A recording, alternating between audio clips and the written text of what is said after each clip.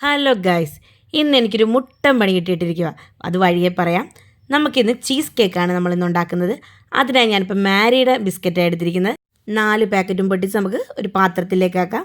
അതിൽ നമുക്ക് എല്ലാ ബിസ്ക്കറ്റും പൊടിച്ച് നമുക്ക് മിക്സിയുടെ ജാറിലിട്ട് ഫൈൻ രീതി പൊടിച്ചെടുക്കാം. ഇപ്പോൾ പൊടിച്ച് വെച്ചിരിക്കുന്ന ബിസ്ക്കറ്റാണ്. നമ്മൾ മറ്റൊരു പാൻ വെച്ച് 50 ഗ്രാം ബട്ടർ ഇട്ട് മെൽറ്റ് ആയിക്കഴിഞ്ഞതിന് ശേഷം നമ്മൾ പൊടിച്ച് വെച്ചിരിക്കുന്ന ബിസ്ക്കറ്റിൻ്റെ കൂട്ടിലിട്ട് നല്ല രീതിയിൽ മിക്സ് ചെയ്യുക. എല്ലായിടത്തും എത്തുന്ന രീതിയിൽ നന്നായി മിക്സ് ചെയ്യുക.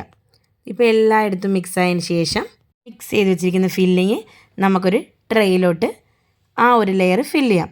ഞാനിപ്പോൾ പുഡിംഗ് ട്രേ എടുത്തിരിക്കുന്ന ആ ട്രെയിൻ്റെ ഒരു ലെയറായിട്ട് നമുക്ക് ഈ മിക്സ് ചെയ്ത ബിസ്ക്കറ്റ് നമുക്ക് ഫസ്റ്റ് ലെയറായിട്ട് നമുക്ക് ഫില്ല് ചെയ്യാം. സെക്കൻഡ് ലെയറിന് ഒരു പാത്രം വെച്ച് 1/2 ലിറ്റർ പാലൊഴിച്ച് പാലൊന്ന് ചൂടായി വരുമ്പോൾ വിനാഗിരിയോ അല്ലെങ്കിൽ ചെറുനാരങ്ങ നീരോ നമുക്കതിലൊഴിച്ച് ഒന്ന് അതിൻ്റെ പിരിയുന്ന രീതിയിലെടുക്കാം. നമുക്ക് ചീസാണല്ലോ സെക്കൻഡ് ലെയറായിട്ട് വേണ്ടത്. അപ്പോൾ നമുക്കത് പിരിഞ്ഞ് കഴിയുമ്പോൾ ഒരു അരിപ്പയിൽ മറ്റൊരു പാത്രത്തിലേക്ക് നമുക്ക് അരിച്ചെടുക്കാം.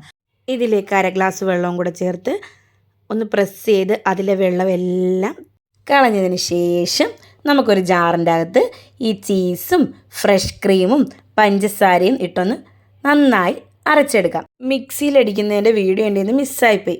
വാനില എസൻസും കൂടെ ചേർക്കണം. ഞാനത് വിട്ടുപോയതാണ്. ഞാൻ 1 ടീസ്പൂൺ വാനില എസൻസും കൂടെ ചേർത്ത് സെക്കൻഡ് ലെയറായിട്ട് നമുക്ക് ഈ ചീസിൻ്റെ മിക്സ് നമുക്ക് വയ്ക്കാം.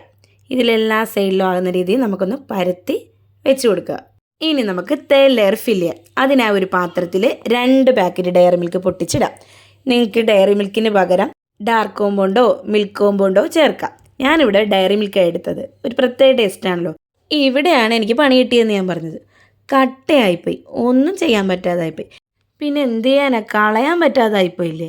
ഞാൻ അതിൻ്റെ നടുക്കോട്ടൊഴിച്ച് ഒരു ബോക്സ് രീതിയിലാക്കിയെടുത്ത് അതിന് ചുറ്റും ബിസ്ക്കറ്റും പൊടിച്ചിട്ട് ആ വൃത്തിയോടെ അങ്ങോട്ട് മാറട്ടെ എന്ന് ഞാൻ അങ്ങോട്ട് വിചാരിച്ചു.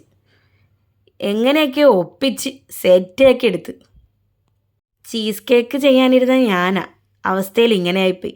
മേളത്തെ ലെയറും ഫുള്ളും ചോക്ലേറ്റ് വരുന്നതിന് പകരം ഇച്ചിരി ലെയറിൽ വന്നിട്ട് ബാക്കി ബിസ്ക്കറ്റ് ഇടേണ്ടി വന്നു. ഇപ്പം എങ്ങനെയെങ്കിലും തട്ടിക്കൂട്ടി കഴിക്കാം. ഇന്ന് എൻ്റെ ഇളയമുള്ള ബർത്ത്ഡേ ആയിരുന്നു. അതിന് വേണ്ടി ഉണ്ടാക്കിയ കേക്കാ ഇങ്ങനെ ആയിപ്പോയി. എന്തായാലും ടേസ്റ്റിനൊരു കുറവുമില്ല. ടേസ്റ്റ് ഉഗ്രൻ തന്നെ. എന്തായാലും മക്കൾക്കും ഇഷ്ടപ്പെട്ട് അവർ കട്ട് ചെയ്ത് കഴിക്കുകയും ചെയ്ത്. നിങ്ങൾക്കും ഇഷ്ടപ്പെടുമെന്ന് വിചാരിക്കുന്നു. വീഡിയോ ഇഷ്ടപ്പെട്ടെങ്കിൽ ലൈക്ക് ചെയ്യുക, കമൻറ്റ് ചെയ്യുക, സബ്സ്ക്രൈബ് ചെയ്യുക. പുതിയൊരു വീഡിയോ ആയിട്ട് വരുന്നവരെ ബൈ.